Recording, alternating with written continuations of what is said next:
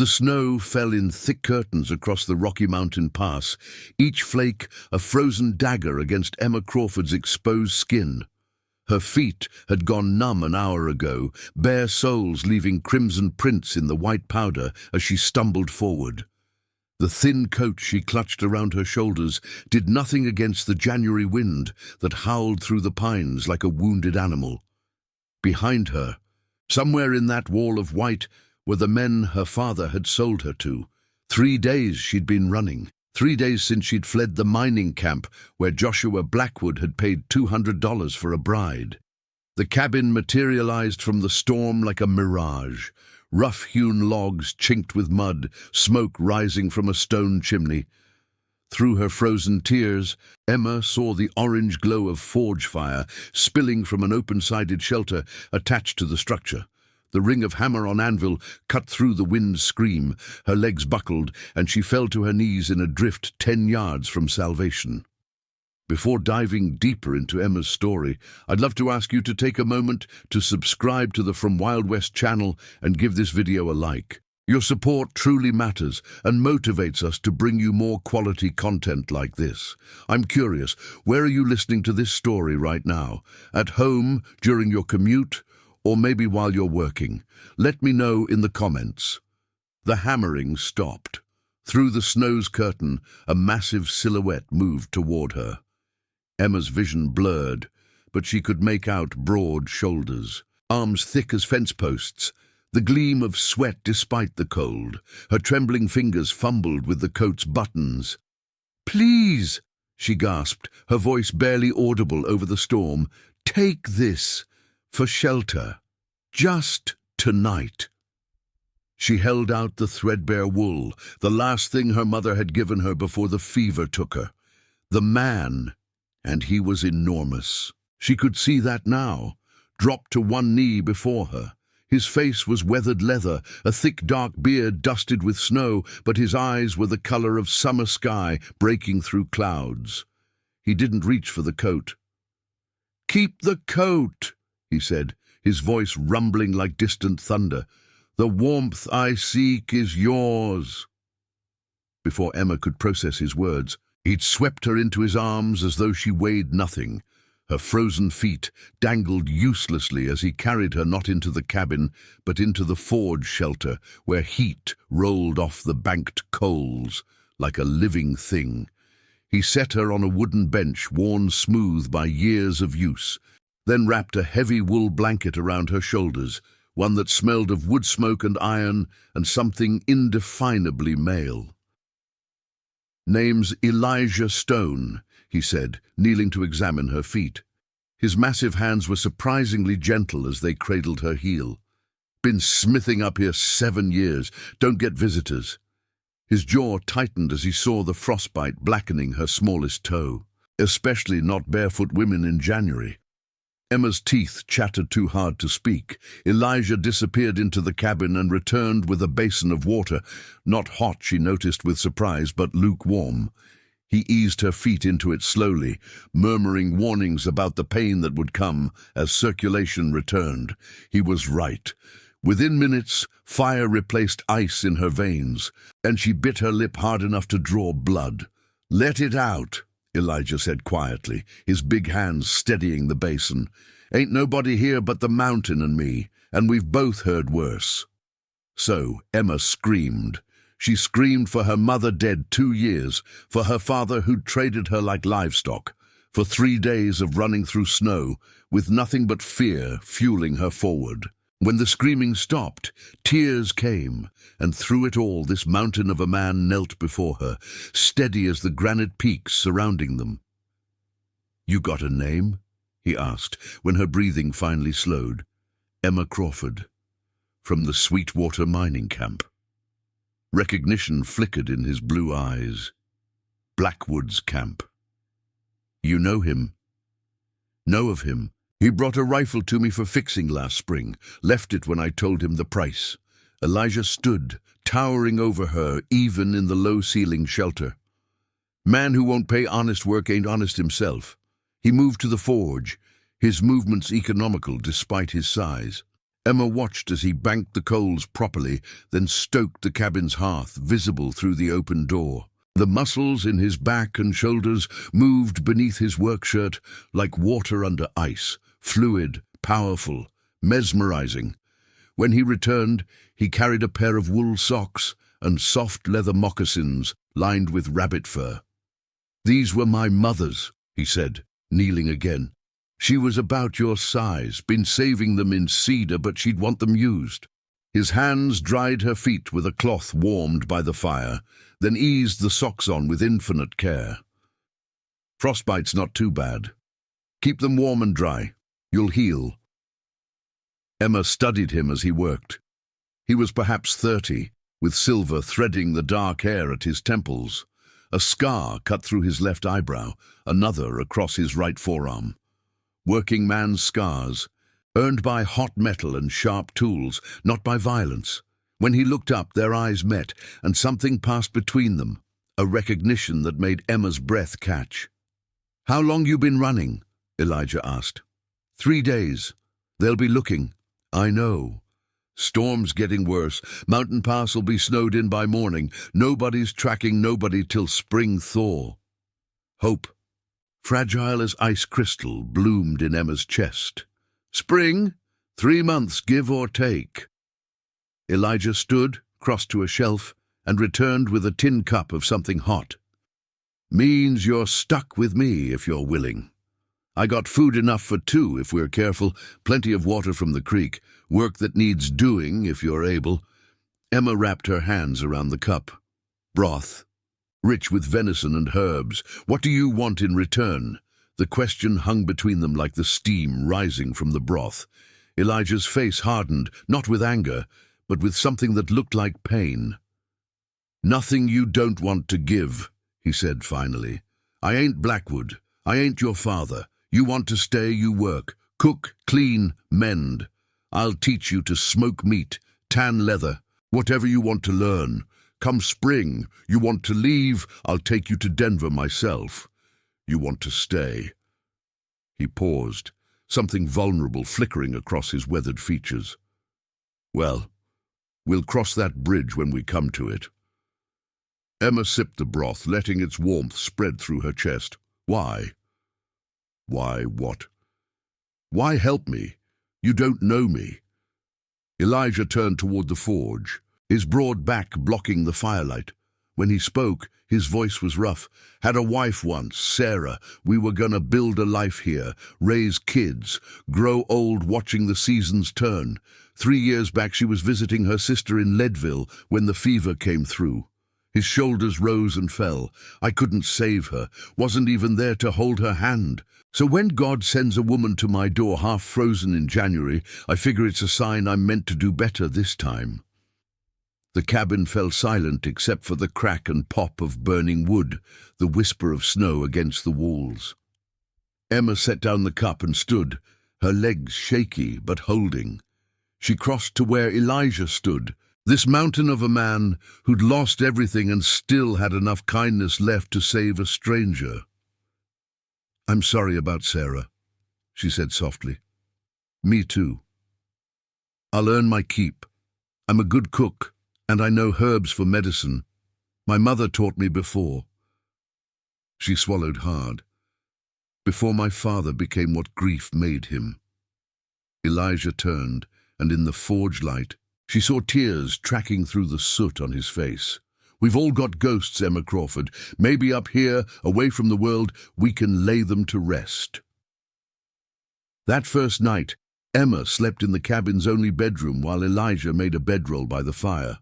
She woke 3 times, checking to see if he'd changed his mind, if he'd tried to claim what so many men had assumed was theirs by right. But each time, he was there by the hearth, feeding logs into the flames, keeping watch like a sentinel against the darkness. Morning broke cold and brilliant. The storm passed, leaving the world wrapped in 3 feet of new snow. Emma woke to the smell of coffee and frying bacon. She found Elijah at the cast-iron stove, his massive frame almost comical as he wielded a spatula with surprising delicacy. "Figured you'd need strength," he said, not turning. We got work ahead if we're going to make it through winter." Over breakfast, bacon, eggs from the 6 chickens he kept in a hen house attached to the cabin, and sourdough bread he'd baked the day before. Elijah outlined their situation. His food stores were adequate but not lavish.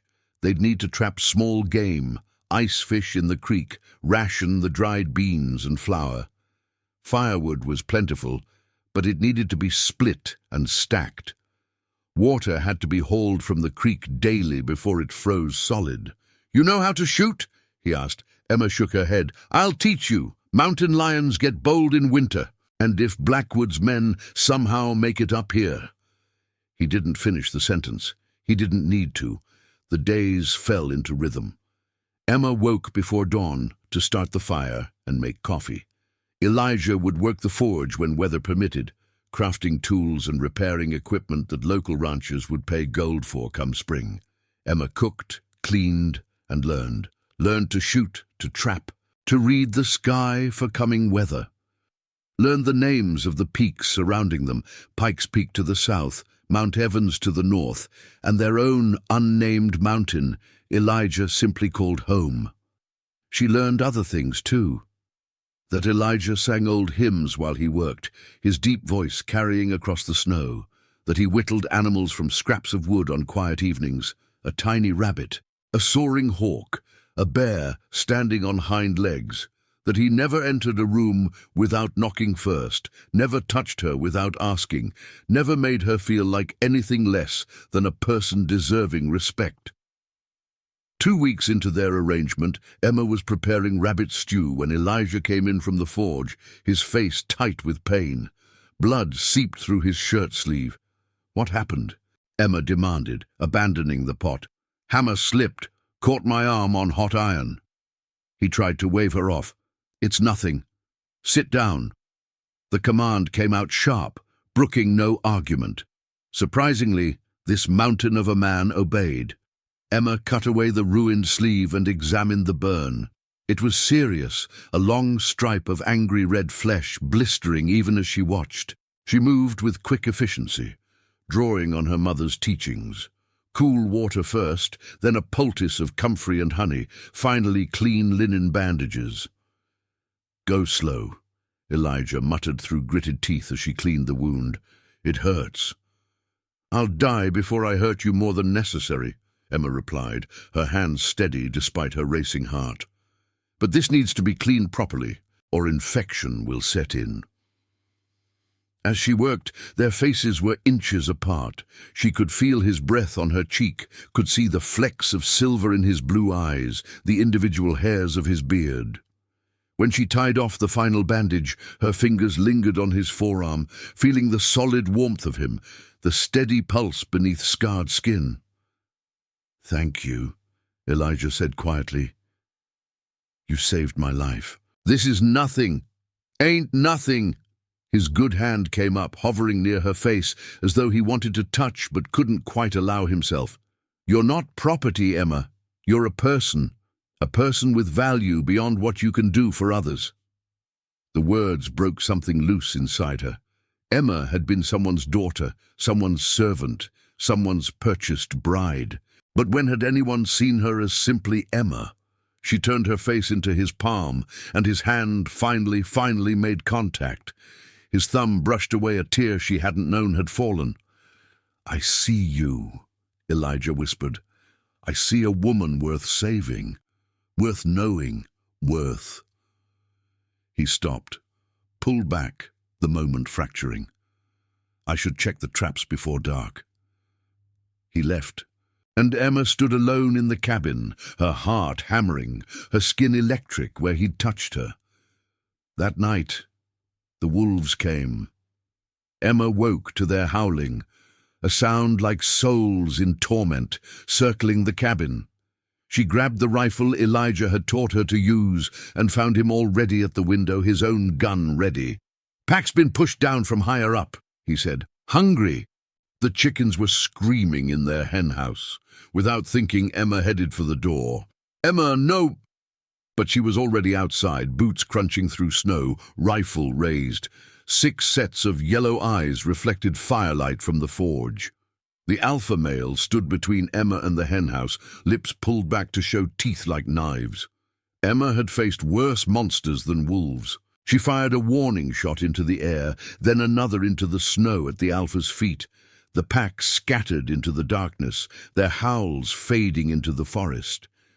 When she turned back, Elijah stood in the cabin doorway, staring at her with something between awe and terror. "You could have been killed," he said. "So could the chickens. We need those eggs." Emma walked past him into the cabin, suddenly shaking as the adrenaline faded. "Besides, you taught me well." Elijah caught her arm, his injured one, she noticed, seemingly forgotten in his urgency. "Don't do that again. Don't risk yourself." "Why?" Emma turned to face him, suddenly angry. "Why do you care? I'm just some woman who showed up in a storm. Come spring, I'll be gone. And you'll go back to your mountain, and your forge, and your ghosts." "No." The word came out fierce. Elijah's hands came up to frame her face, and this time there was no hesitation. "No, Emma Crawford. You're not just some woman. You're the first real thing I've felt since Sarah died. You're the reason I wake up eager for the day. You're the reason this cabin feels like a home instead of a tomb." His forehead touched hers. "Don't leave, come spring. Please." Emma's hands found his chest, felt the hammer of his heart beneath muscle and bone. "You don't know me. Not really. I know you're brave, I know you're kind, I know you sing when you think I can't hear you, and you save every scrap for the chickens. I know you're healing same as me, and I think maybe we could heal better together." "Together," Emma breathed, and the word felt like a promise. The kiss, when it came, was gentle despite Elijah's size. His lips were soft against hers, questioning, and when Emma answered by rising on her toes to deepen the contact, his arms came around her like fortress walls. They stood there in the firelight, two broken people finding wholeness in each other, while outside the wolves sang their lonely songs to an indifferent moon. February came with blizzards that lasted days. Snowed in, Emma and Elijah's world shrank to the cabin's four walls. They talked, really talked, sharing stories of their childhoods, their losses, their hopes. Elijah taught Emma to read from his small collection of books. Emma taught him to dance to songs hummed in her mother's voice. On Valentine's Day, though they had no calendar to mark it, Elijah presented Emma with a gift. It was a metal rose, each petal individually forged and shaped, the stem wrapped in copper wire with tiny thorns. "It's beautiful," Emma whispered, turning it in her hands. "Roses don't grow this high," Elijah said. "But I wanted you to have one anyway, something that won't fade." Emma set the rose carefully on the table and threw her arms around his neck.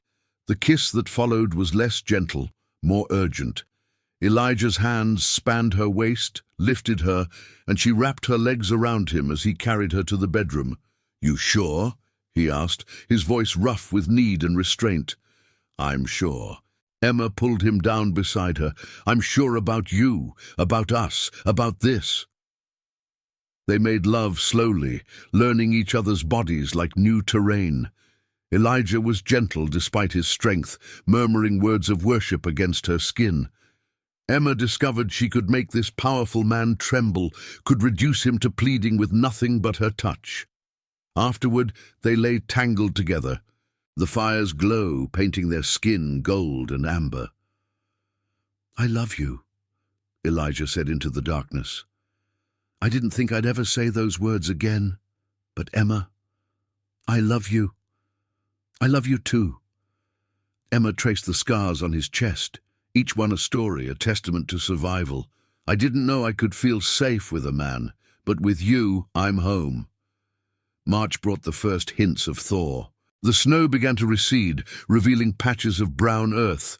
The creek ran higher, faster, and one morning Emma woke sick to her stomach. She knew immediately. Her mother had explained the signs before she died. Emma placed a hand on her still flat belly and felt joy war with terror.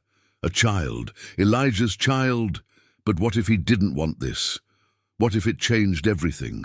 She waited 3 days before telling him, 3 days of watching him work, memorizing the way lamplight caught in his beard, the rumble of his laugh, the gentleness in his massive hands. On the 3rd night, as they sat by the fire, she took his hand and placed it on her stomach. "There's something you should know," she said. Understanding dawned slowly in his eyes, followed by wonder. A baby. Emma nodded, holding her breath. Elijah dropped to his knees before her, his arms circling her waist, his face pressed against her belly. "A baby," he repeated, his voice thick. "Emma, you've given me everything, a reason to live, a heart that works again, and now, a future." He looked up, tears streaming freely. "Marry me. Not because you have to, not for the baby, but because I want to spend every day of my life earning the gift of your love." "Yes," Emma laughed through her own tears. "Yes, Elijah Stone, I'll marry you." They were wed in early April, when the first brave wildflowers pushed through the melting snow. The ceremony was simple, just the two of them, standing before the cross Elijah had carved from pine. Speaking vows they'd written themselves. Elijah's voice shook as he promised to honor her, to protect her, to see her always as the miracle she was. Emma's hands trembled as she slipped a ring onto his finger, a band she'd forged herself in his forge with his patient guidance. "Together," Elijah said, kissing her. "Together," Emma agreed. But their peace shattered like thin ice on the first truly warm day. Emma was hanging laundry when she heard horses. 3 men crested the ridge, their mounts laboring through the remaining snow. She recognized the lead rider immediately, Joshua Blackwood, his narrow face twisted with rage and triumph. "There's my bride," he called, dismounting. "Thought you could hide forever, did you? Thought winter would keep me away?" He pulled a pistol. "I paid good money for you, girl. Time to collect what's mine." Emma's hand went to the pistol at her own hip. Elijah insisted she carry it always now, but before she could draw, a roar split the air. Elijah erupted from the forge like an avalanche, hammer still in hand. He put himself between Emma and the 3 men, and despite being outnumbered and outgunned, he was a sight to freeze blood. 6 feet 4 inches of solid muscle and fury, backlit by forge fire, he looked like an avenging angel. "She ain't yours," Elijah growled. "She's her own woman, and you're trespassing." Blackwood laughed. "What are you gonna do, blacksmith? I got 2 men and 3 guns. I got 1 woman worth dying for. You do the math." The standoff stretched taut. Then Emma stepped forward, rifle raised, aimed at Blackwood's chest. "He won't have to die," she said, her voice steady as bedrock, "because I'll drop you where you stand before you touch him. Then we'll deal with your men." Blackwood's eyes darted between them, calculating. "You'd kill for him?" "In a heartbeat." Emma thumbed back the hammer. "And he'd kill for me. That's what love looks like, Joshua, something you'll never understand." For a long moment the mountain held its breath. Then Blackwood's men backed their horses up. "Boss, she means it," one muttered. "And that's Elijah Stone. Heard about him down in Leadville. Man killed a grizzly with his hands when it charged his wife. He'll tear us apart." Blackwood spat in the snow. "Keep her. Any woman who'd choose this over wealth and comfort ain't worth the trouble." They rode away, and Emma lowered the rifle with shaking hands. Elijah caught her as her knees buckled, holding her tight. "It's over," he whispered into her hair. "You're safe. We're safe. Together." "Together," Emma repeated, and the word had never felt more true. Summer came in glory. Wildflowers carpeting the meadows, eagles soaring overhead, warm sun turning the cabin golden. Emma's belly grew round with their child, and Elijah built a cradle from cherry wood, each joint perfect, each surface smooth as glass. In August, ranchers began arriving to collect the tools Elijah had made over winter. They brought news. Blackwood had been arrested for claim jumping, his mining operation shut down.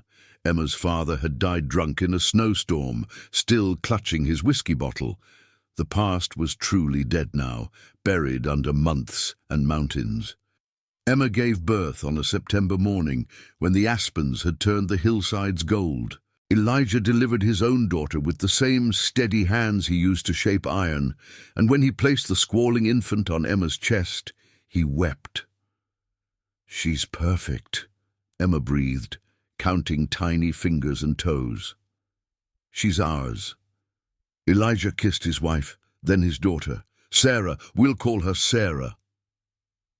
The baby quieted, and in the silence, Emma heard what she'd been listening for since that first terrible night in January, the sound of home.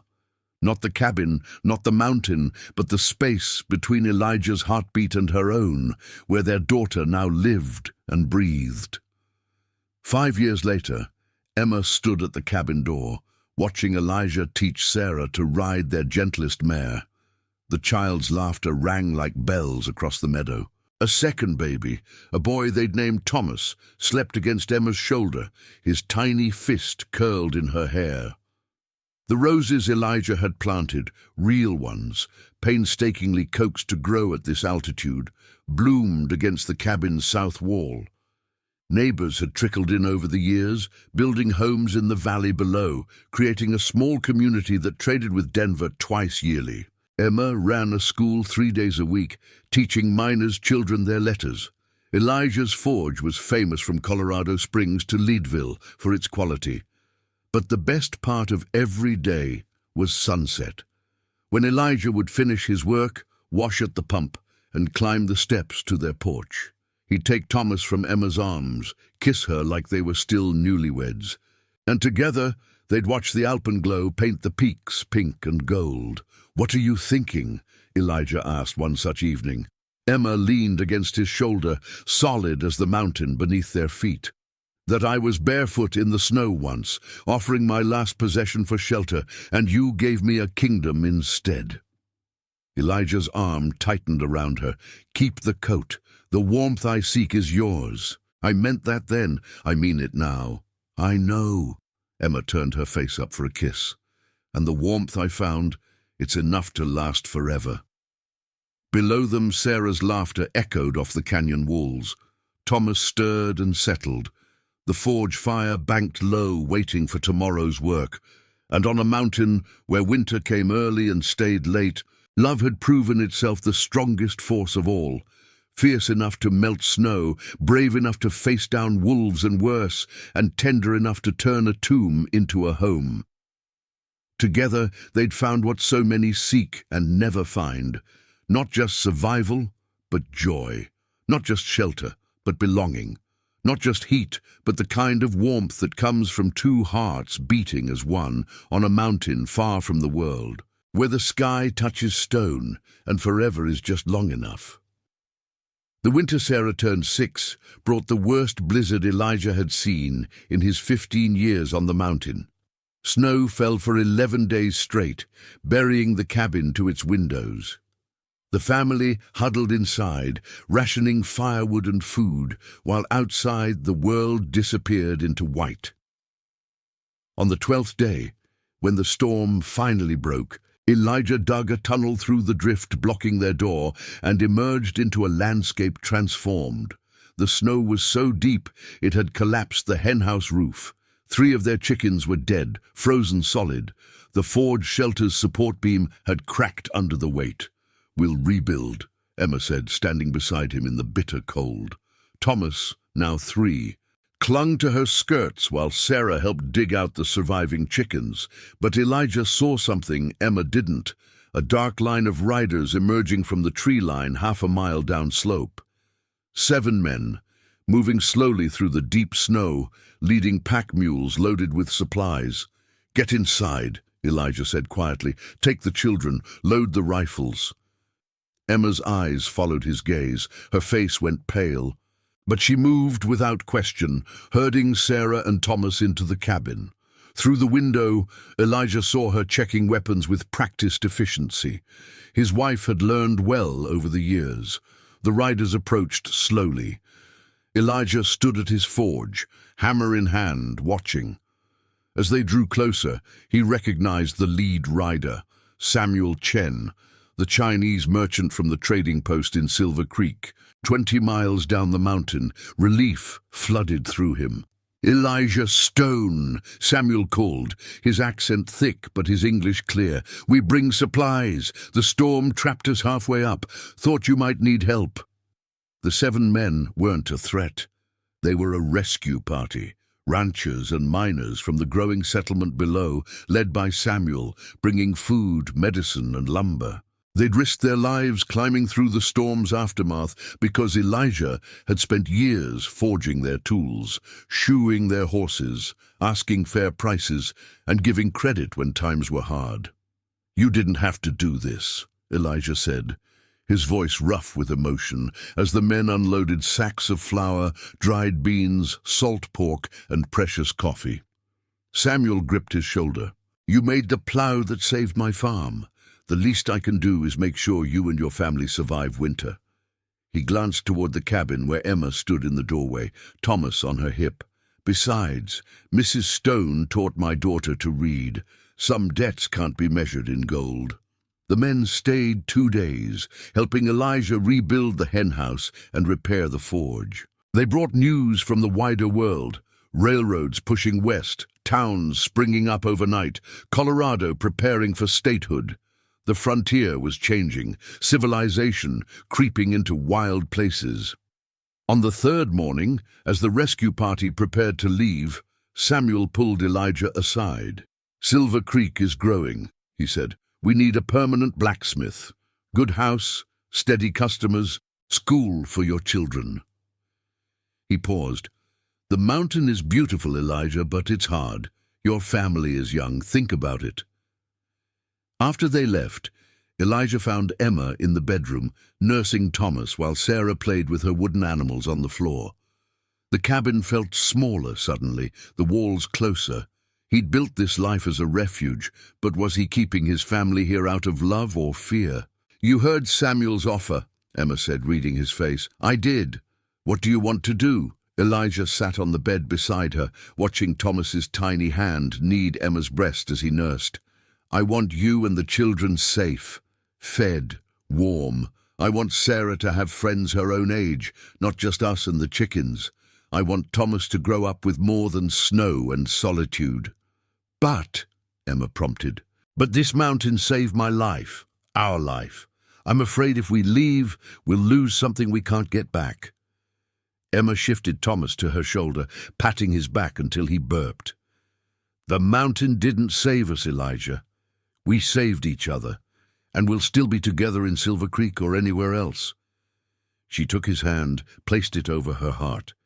"This is home, not the cabin, not the mountain. Right here, as long as we're together, we're home." 2 months later, a wagon loaded with their possessions wound down the mountain road toward Silver Creek. Elijah drove, Emma beside him with Thomas on her lap. Sarah sat in back, clutching her wooden animals and crying softly for the only home she'd ever known. "Will the chickens be okay?" she asked for the 10th time. "The Johanssons will take good care of them," Emma assured her. The Swedish family who'd bought their property had fallen in love with the view and the solitude Elijah was leaving behind. Silver Creek had grown since Elijah's last visit. 2 streets now instead of 1, a proper church, a schoolhouse, and Samuel's trading post expanded into a general store. The house Samuel had mentioned sat at the edge of town, a sturdy 2-story with a barn and a forge already built, complete with tools and a year's worth of coal. "The previous blacksmith moved to Denver," Samuel explained, handing Elijah the deed. "Sold me everything, been waiting for the right person to take over." That first night in their new home, Elijah couldn't sleep. The sounds were all wrong. Dogs barking, piano music from the saloon, voices of neighbors talking on porches. He slipped outside and found Emma sitting on their front steps, wrapped in a shawl. "Too quiet?" she asked with a smile. "Too loud," Elijah corrected, sitting beside her. They sat in silence, hands joined, watching lamplight glow in windows up and down the street. A family passed by, father, mother, 3 children, nodding friendly greetings. From the schoolhouse, someone was practicing violin, the notes sweet and slightly off-key. "It's different," Emma said finally. "But different isn't bad. Look." She pointed to their upstairs window where Sarah's face was pressed against the glass, watching 3 girls her age playing jump rope in the street by lamplight. The longing on their daughter's face was plain. "She needs this," Elijah acknowledged. "We all do." Emma leaned against his shoulder. "You gave me refuge when I needed it. Now we're giving our children community. That's not betraying the mountain, Elijah. That's honoring what it taught us, that survival is important, but living is better." Within a week, Elijah's forge was the busiest in 3 counties. Farmers brought plows to be sharpened.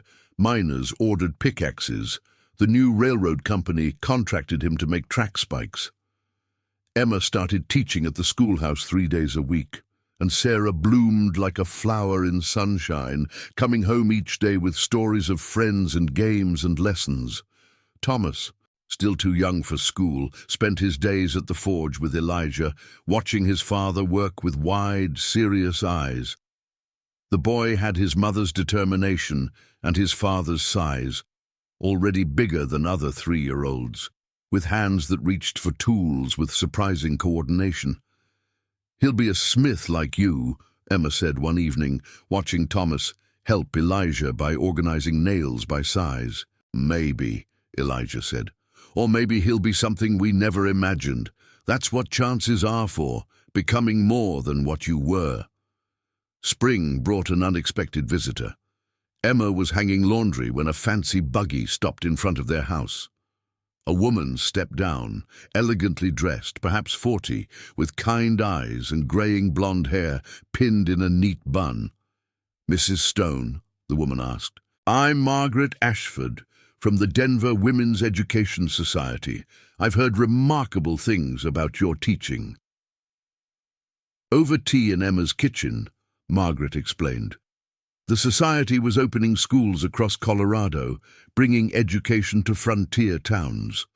They needed teachers, particularly women who understood the hardships of frontier life and could teach with both compassion and competence. "I've observed your classes," Margaret said.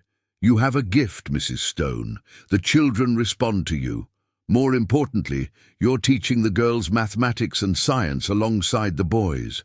That's uncommon." Emma glanced at Sarah's slate on the table, covered with long division problems. "Girls need education as much as boys, maybe more, since they're expected to do so much with so little." "Exactly," Margaret leaned forward. "What if I told you the society wants to fund a proper school here in Silver Creek? A real building with books, maps, supplies, and we want you to run it. Full salary, benefits, a budget for materials." "I'm not trained formally," Emma protested. "I teach what my mother taught me, what I've learned from books." "You're trained by experience, which is better. You know what these children need because you were once one of them." Margaret pulled papers from her bag. "I'm authorized to offer you the position, starting this fall, if you're willing." After Margaret left, Emma stood in her kitchen staring at the contract on the table. A real school, a real salary, the chance to shape young minds, to give girls the education she'd never had, to make a difference beyond her own family. When Elijah came in for lunch, she showed him the papers. He read slowly, his lips moving slightly as he worked through the legal language. When he finished, he looked up with shining eyes. "You should do it," he said. "It's a big commitment. Long hours. I'd have less time for—" Elijah stopped her with a kiss. "Emma, you gave up everything when you came to my mountain. Your freedom, your choices, your future. You made a life with me out of necessity as much as love. This," he tapped the contract, "this is your choice, your dream. Don't let anything stop you. Not me, not the children, not doubt. Do it." Emma signed the contract that evening. The new schoolhouse was completed by August, a beautiful building with tall windows, rows of desks, and shelves waiting to be filled with books. On opening day, 37 children filed through the doors, from 6-year-olds to teenagers who'd never had formal education. Sarah sat in the front row, bursting with pride that her mother was the teacher. Thomas, not yet old enough for school, spent his days with Elijah at the forge, learning the trade through observation and imitation. The work was exhausting. Emma taught from 8 until 3, then spent evenings preparing lessons, grading work, meeting with parents. But it was also exhilarating. She watched children who'd been illiterate learn to read. She taught a 16-year-old girl advanced mathematics that would let her keep books for her family's store. She saw minds open like flowers. One afternoon in October, a shy 13-year-old named Rebecca approached Emma's desk after class. "Mrs. Stone," the girl said quietly, "I want to be a teacher like you, but my pa says girls don't need education beyond reading and sums. He wants me to quit school and help at home." Emma looked at this girl, bright, eager, hungry for knowledge, and saw herself at 13. Before her mother's death, before her father's cruelty, when the world had still seemed full of possibility. "Come with me," Emma said. She took Rebecca to her home, where Elijah was teaching Thomas to pump the forge bellows. The 3-year-old struggled with the heavy lever, his face red with effort, but he was determined. "Mr. Stone," Emma called. "May we interrupt?" Elijah straightened, wiping soot from his hands. "Always. Rebecca wants to be a teacher, but her father doesn't believe in education for girls. I thought you might share your perspective as a father of a daughter." Elijah crouched down so he was eye level with Rebecca. "You know what my wife was when I met her? Barefoot, half frozen, running from men who thought they owned her. You know what she is now? The finest teacher in Colorado, raising our children, running a school, making a difference every single day." He stood. "Any man who thinks women don't need education is a fool. And you can tell your pa I said so." Rebecca's eyes filled with tears. "He won't listen." "Then you make him listen," Emma said. "You study harder than anyone else. You prove you're too valuable to waste. And when you graduate, the Denver Women's Education Society will fund your teacher training. I'll make sure of it." Rebecca did exactly that. She studied by candlelight after her chores, borrowed books from Emma, and finished her education top of her class. 3 years later, she left for Denver with a full scholarship, the first girl from Silver Creek to attend normal school. But she wasn't the last. Emma's school became known throughout the territory for its rigorous standards and its commitment to educating girls. Families moved to Silver Creek specifically so their daughters could study with Mrs. Stone. The town grew around them. More houses, more businesses, telegraph lines, and eventually railroad tracks. Elijah's forge expanded. He hired 2 apprentices and began manufacturing agricultural equipment on a larger scale. Money came in steadily, more than they'd ever had on the mountain. But on quiet evenings, Elijah sometimes stood in their backyard, looking toward the peaks where they'd begun. Emma would find him there, join him, and they'd stand in silence, remembering. "Do you regret leaving?" she asked one such evening. "No." Elijah pulled her close. "But I'm grateful we had it. The mountain taught me I could survive alone. The town taught me I don't have to." "Together," Emma said, the word that had become their private prayer. "Together," Elijah agreed. Sarah turned 12, the year the railroad finally connected Silver Creek to Denver. The celebration lasted 3 days, speeches, music, dancing in the streets. The town that had been an outpost was now officially part of the expanding nation, no longer quite so wild, no longer quite so west. Sarah had grown tall and strong like her father, with her mother's quick mind and compassionate heart. She excelled at her studies, particularly mathematics and science, much to the consternation of the town's more traditional families who believed such subjects were unsuitable for girls. "Mother," Sarah said one evening, hunched over a physics textbook borrowed from the Denver library, "why do people think girls can't understand science?" Emma looked up from grading papers. Thomas, now 9, was sprawled on the floor, working on his own homework, spelling words he found tedious compared to the forge work he loved. "Because they're afraid," Emma said simply. "Of what? Of change, of women who don't need men to explain the world to them, of daughters who might surpass their fathers."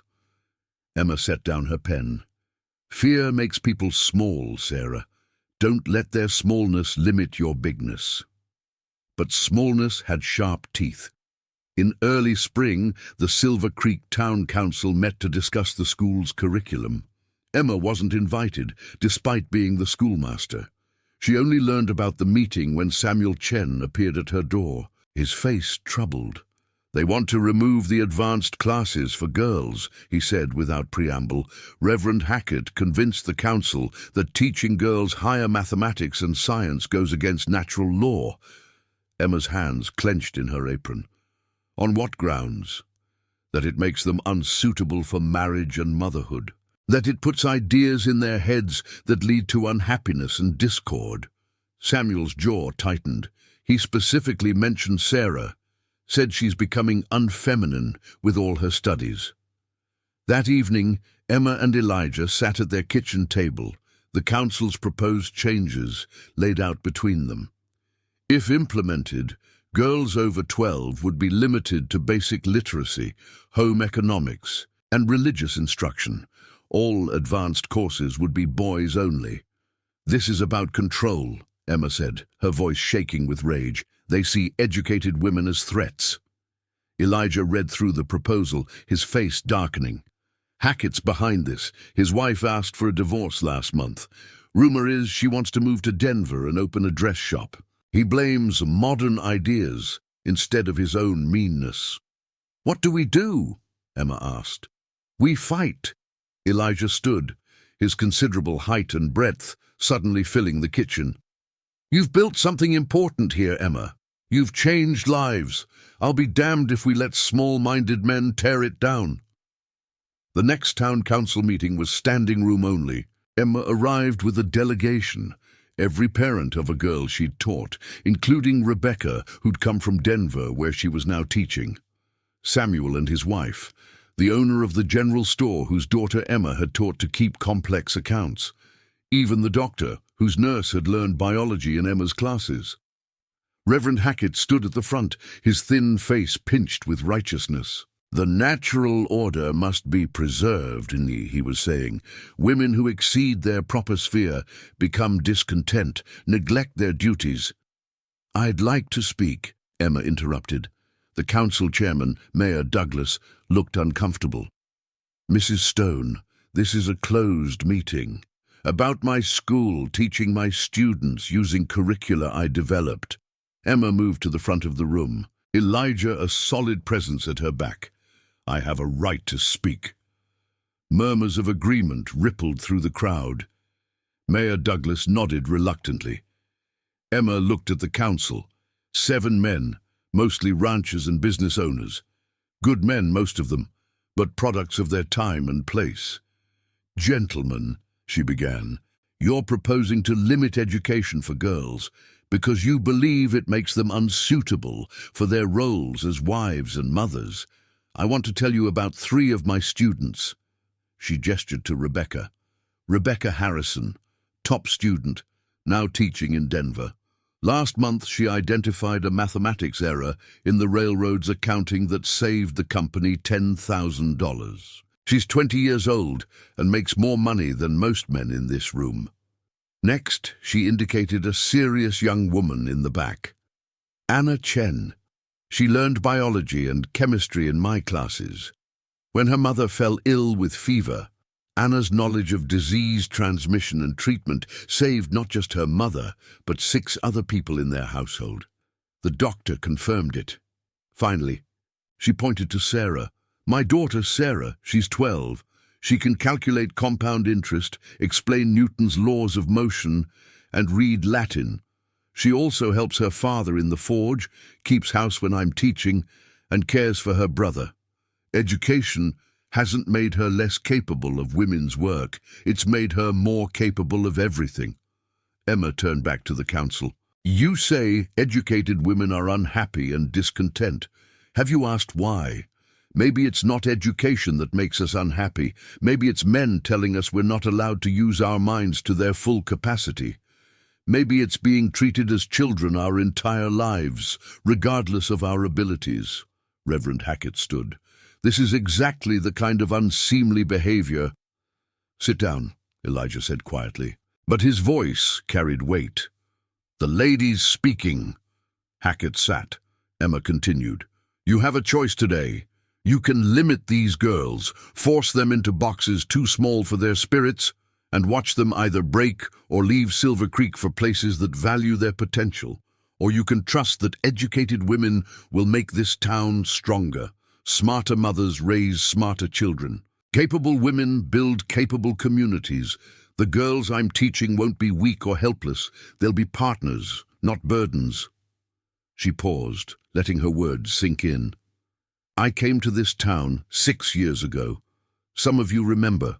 A woman with a past, married to the mountain hermit, an outsider. You trusted me with your children anyway. I've never betrayed that trust. I'm asking you to trust me now. Trust that I know what these girls need. Trust that education doesn't destroy femininity. It perfects it. The room fell silent. Then Samuel Chen stood. I vote we keep Mrs. Stone's curriculum as is, he said. My Anna would be married to a drunk miner if not for her education. Instead, she's apprenticing with Dr. Morrison and might become the first woman doctor in Colorado. That's not a threat to natural order. That's progress. One by one, parents stood.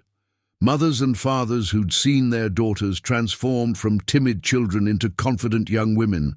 The owner of the general store, the foreman at the mine, even crusty old Jebediah Walsh, who'd initially opposed hiring a woman teacher. My granddaughter's reading medicine books, Jebediah said. Wants to be a nurse. Ain't nothing wrong with that. Votes no on the changes. Mayor Douglas looked at the council. Gentlemen, show of hands. Who supports Reverend Hackett's proposal? Only 2 hands rose, Hackett's and that of Cornelius Hart, whose wife had indeed left him the previous year. Motion fails, Douglas said with evident relief. Mrs. Stone, your curriculum stands. This council recognizes the value of your work. Outside, the crowd erupted in cheers. Sarah threw her arms around Emma, tears streaming down her face. You did it, Mama! But Emma was looking at Rebecca, Anna, and the dozen other young women whose lives she'd helped shape. We all did it. Every girl who refused to be small. Every woman who believed she could be more. That night, as Emma and Elijah lay in bed, she stared at the ceiling, adrenaline still coursing through her veins. I was terrified, she admitted. What if they'd voted yes? What if I'd lost the school? Then we'd have fought harder. Elijah rolled to face her. Emma, do you know what I saw today? I saw the woman who walked into my forge barefoot and half-frozen, trading her last possession for shelter. But transformed, powerful, unbreakable. He touched her face. You've become the person you were always meant to be, and I get to watch it happen. That's the greatest gift you've given me. Emma kissed him deep and slow. The gift is mutual. You saw me when I couldn't see myself. You believed I was worth saving. Keep the coat, Elijah murmured against her lips. The warmth I seek is yours. And the warmth I found, Emma replied, is enough to last forever. The year Sarah turned 15, disaster struck Silver Creek. A fire started in the dry goods store on a hot August afternoon. Someone's carelessly discarded cigar, the investigation would later determine. Within minutes, the building was engulfed. Within an hour, half the town was burning. Emma was teaching summer session when the alarm bell rang.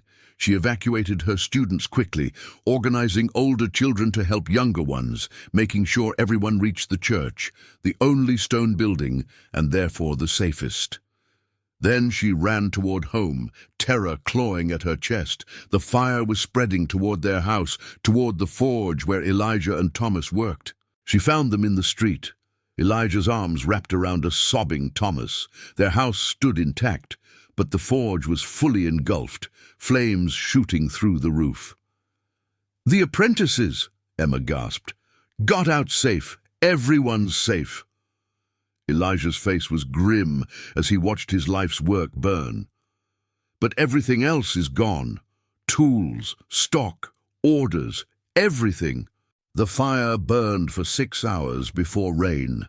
Miraculous, blessed rain finally helped the bucket brigades extinguish it. When dawn broke on the smoldering ruins, Silver Creek had lost 19 buildings, including the general store, the saloon, 3 houses, and Elijah's forge, but not the school. Emma's beautiful schoolhouse stood untouched. And that's where the town gathered the next morning to take stock. 19 families were homeless. Dozens more had lost businesses or jobs. The general store's inventory was destroyed. The telegraph office was gone, severing their connection to Denver. The damage was estimated at $30,000.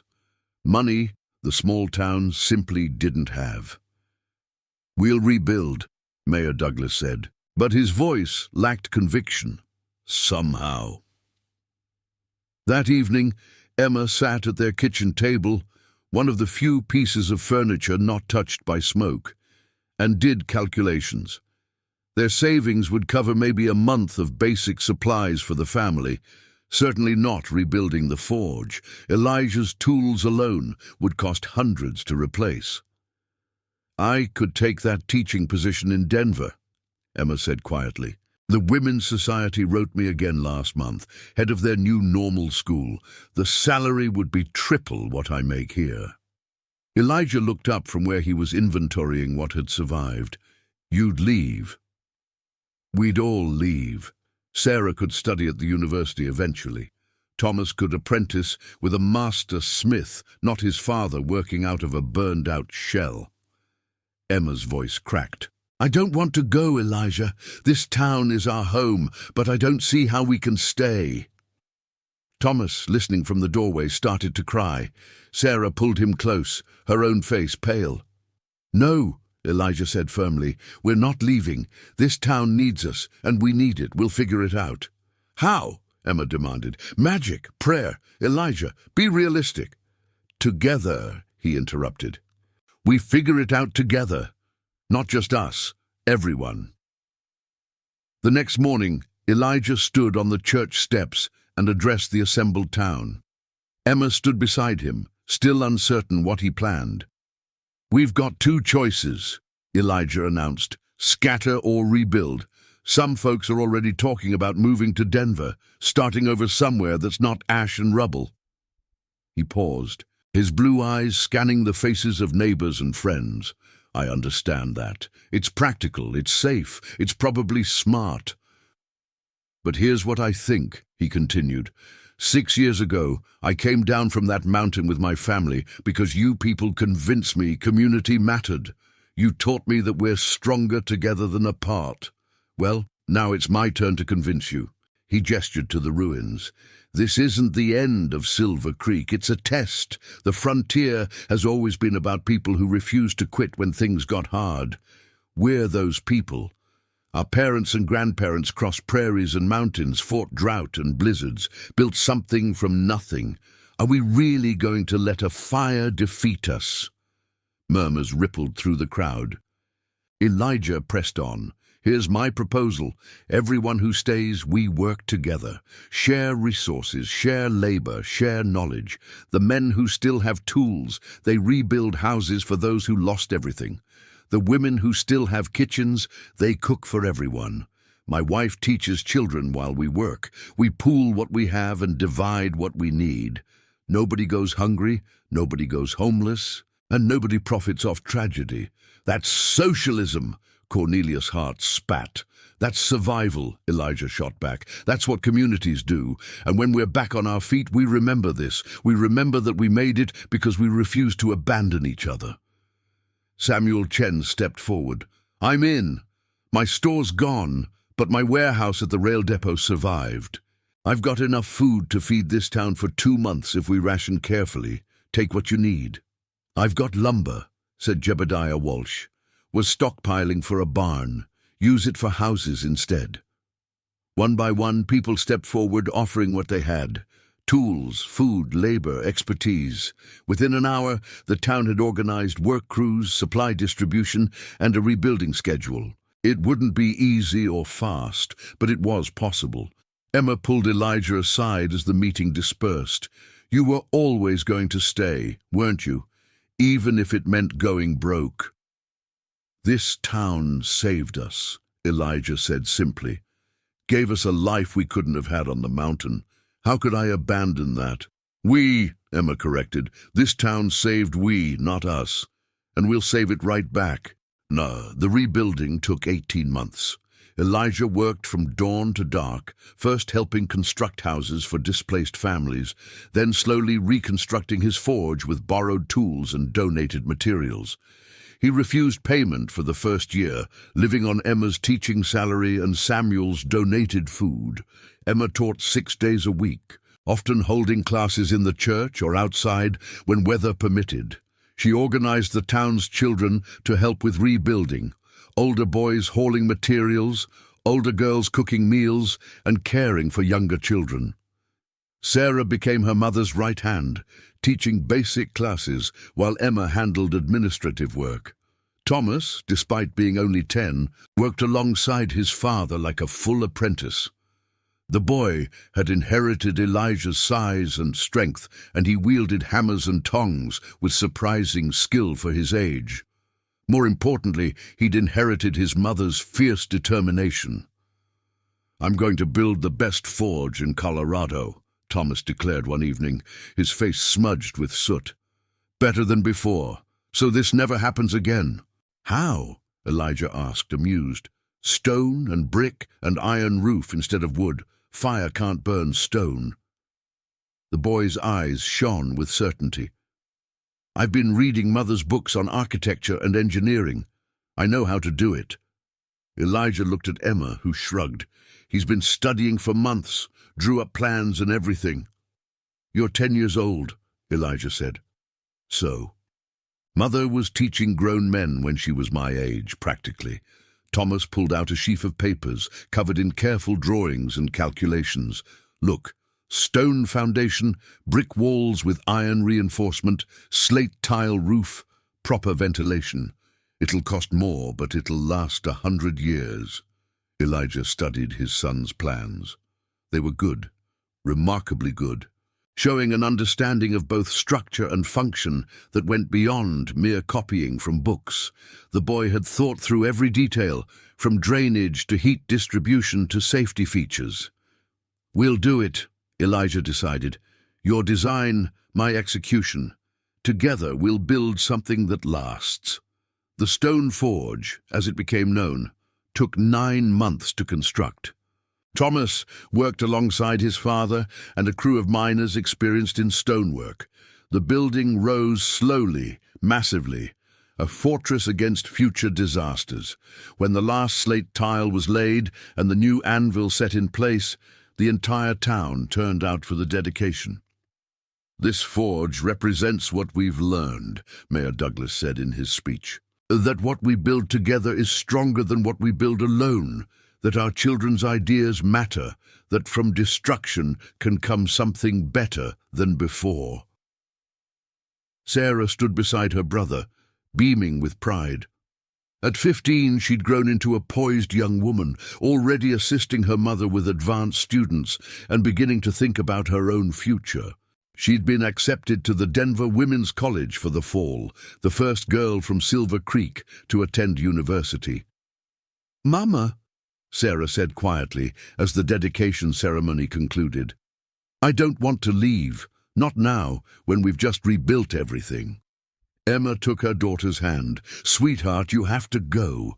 This town will always be here. But opportunities like this don't come twice.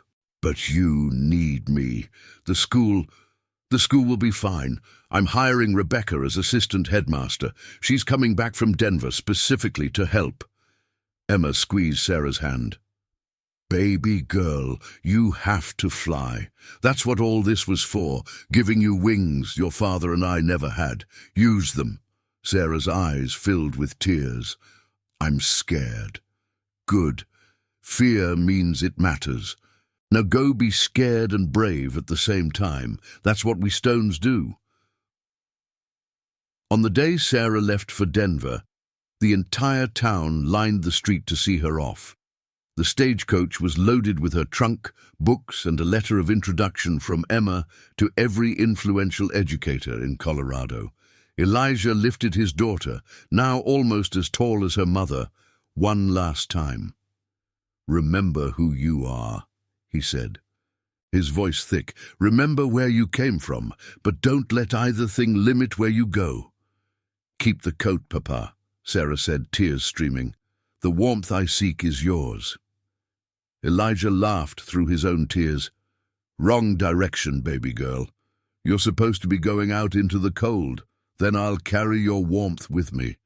Sarah hugged him fiercely, then Emma, then Thomas. "And I'll come back, I promise. I'll come back and make you proud." "You already have," Emma said. "Now go make yourself proud." The stagecoach rolled away, and Emma stood with Elijah and Thomas, watching until it disappeared around the bend. The town slowly dispersed back to their daily lives, but the Stone family remained, holding each other. "Our baby's gone," Emma whispered. "Our baby's flying," Elijah corrected, "just like you taught her."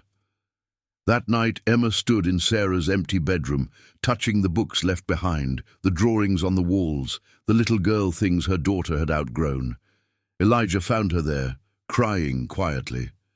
"Hey," he said softly, wrapping his arms around her from behind. "She'll be fine." "I know. That's not why I'm crying." Emma turned in his arms. "I'm crying because we did it, Elijah. We took two broken people, and we made a family. We built a life. We raised a daughter who's so much better than we ever were. And she's going out into the world strong and brave and good. We did that together," Elijah said. "Together," Emma agreed, the word still sacred after all these years. They stood in the fading light. Two people who'd found each other in a snowstorm and built an empire from nothing but love and determination. Outside, Silver Creek hummed with evening activity. People finishing their days, children playing, neighbors calling greetings, their town, their home, their life. And somewhere on a road to Denver, their daughter carried everything they'd taught her into a future they'd made possible. It was enough, more than enough. It was everything. 3 years after Sarah left for college, Thomas turned 13 and announced he was dropping out of school.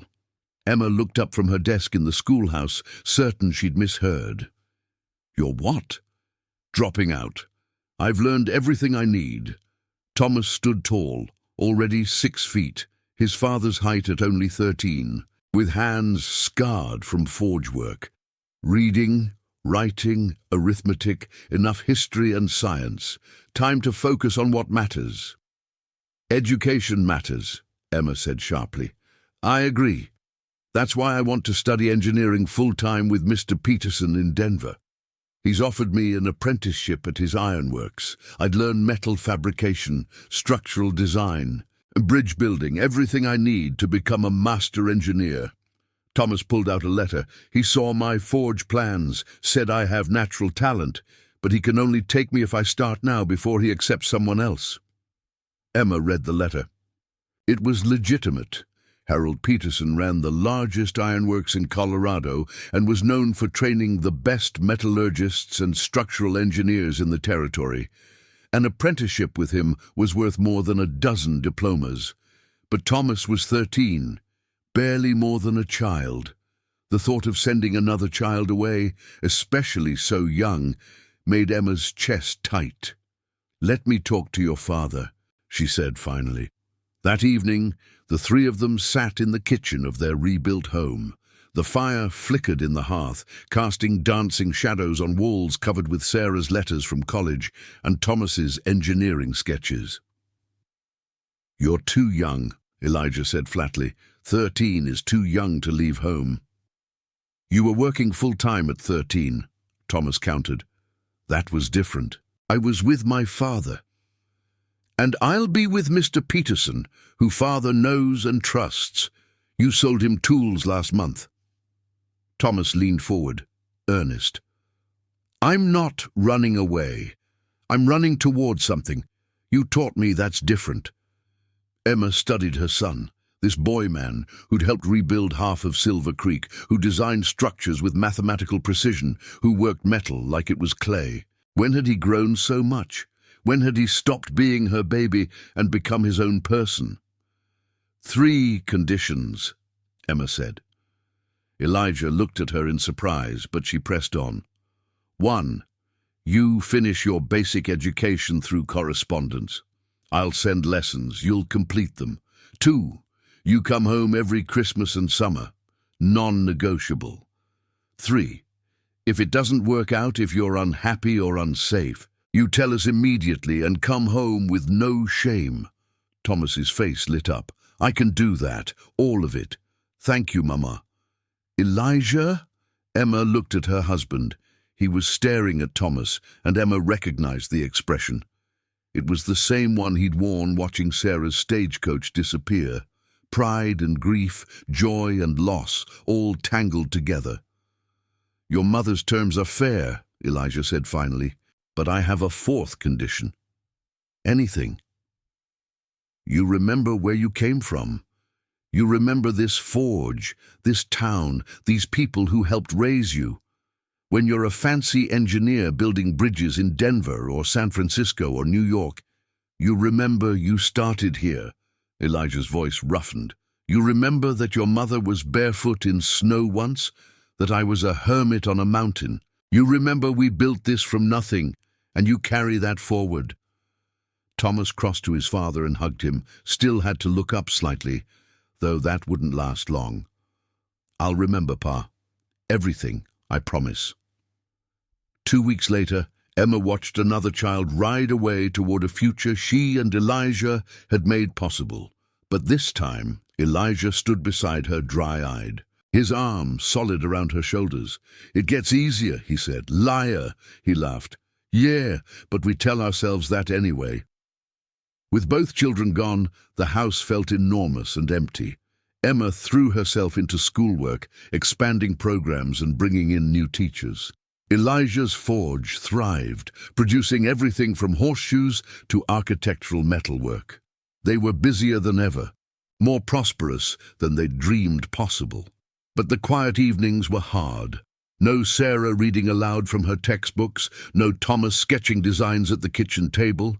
Just Emma and Elijah, reminded that their children's growing up meant their growing away. "We should get a dog," Elijah suggested one particularly quiet evening. "A dog? Something alive in this house besides us, something that needs us." He looked at Emma with such naked longing that her heart cracked. "I know it's not the same, but—" They got 2 dogs, massive mastiffs that ate like horses and filled the house with chaos and affection. And slowly, Emma and Elijah rediscovered the quiet rhythms of being just 2 people again. Morning coffee on the porch, afternoon walks, long evenings reading by the fire, their feet touching, the dogs sprawled between them. "It's nice," Emma admitted one night. "Peaceful. I'd forgotten what that felt like." "Different nice than the kids," Elijah agreed, "but still good." Letters came regularly. Sarah was excelling at college, studying to be a teacher and education reformer. She'd met a young lawyer named Daniel Christensen, and her letters were suddenly full of him, his kindness, his intelligence, his radical belief that women deserved the vote. Thomas's letters were less frequent but more detailed, filled with technical drawings and excited descriptions of bridges, factories, and the new steel frame buildings rising in Denver. He was the youngest apprentice Peterson had ever taken, and the old engineer wrote separately to tell Emma her son was the best student he'd trained in 40 years. On Emma's 40th birthday, a package arrived from Sarah. Inside was a published book, Education Reform on the Frontier, a study of rural teaching methods by Sarah Stone. Emma's hands trembled as she opened it. The dedication read, "To my mother, who taught me that education is liberation, and to my father, who taught me that strength and gentleness can coexist in the same heart." Emma sat on her porch and cried while reading her daughter's work. Sarah had written about Emma's teaching methods, about the fight to keep girls in advanced classes, about the philosophy that every child deserves education regardless of gender or background. It was scholarly and passionate, and it was being read by educators across the country. "She's changing the world," Elijah said, reading over Emma's shoulder. "Our little girl is changing the world." A month later, Sarah came home with Daniel. He was tall and serious, with kind eyes and a firm handshake. Over dinner, he discussed women's suffrage, labor reform, and the need for legal protections for workers. Emma liked him immediately. More importantly, she saw how Sarah looked at him, with respect and affection, and a little bit of the same wonder Emma had felt watching Elijah work the forge that first winter. "He's good for her," Elijah observed, after they'd retired to the guest room. "She's good for him too," Emma countered. "Did you see how he listened to her ideas? Really listened. He doesn't just love her, he respects her mind." 3 months later, Daniel asked Elijah for permission to marry Sarah. They were sitting in the forge watching Thomas, home for Christmas, demonstrate a new welding technique he'd learned. "You don't need my permission," Elijah said. "Sarah makes her own choices." "I know. But tradition matters, and respect matters. I want you to know I see your daughter for who she is. Brilliant, passionate, revolutionary. I want to build a life alongside her, not around her or in front of her." Daniel met Elijah's eyes. "I want to be for her what you've been for Mrs. Stone, a partner, not a master." Elijah studied this young man who wanted to marry his daughter. "You planning to take her away? Denver, San Francisco, Washington? Wherever her work takes her. She's been offered a position with the National Education Association in Chicago. She wants to take it. I'll find work there." "You'd follow her career instead of expecting her to follow yours?" "Without hesitation." Daniel smiled.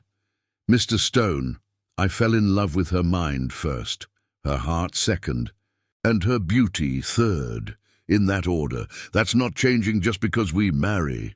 Elijah extended his hand. "Then welcome to the family. Fair warning, though, we Stones are stubborn, opinionated, and we don't quit on things that matter. Hope you can keep up." The wedding took place in June, in the meadow behind the rebuilt church. Sarah wore Emma's carefully preserved wedding dress, altered to fit her taller frame. Thomas walked her down the aisle alongside Elijah, the boy now 17 and towering over both his father and his sister, but still soft-spoken and gentle despite his size. Emma stood in the front row, watching her daughter pledge herself to a good man who would honor her strength instead of trying to diminish it. When the preacher said, "You may kiss your bride," and Daniel did so with sweet tenderness, Emma felt Elijah take her hand. "We did good," he whispered. "We did," Emma agreed. At the reception held in the town square, Sarah pulled her parents aside. "I have news," she said, glowing. "The National Education Association wants me to write a series of training manuals for frontier teachers. They're offering enough money that I can also fund scholarships for girls who want to become teachers. Girls like I was, smart but poor, ambitious but blocked." She squeezed Emma's hands.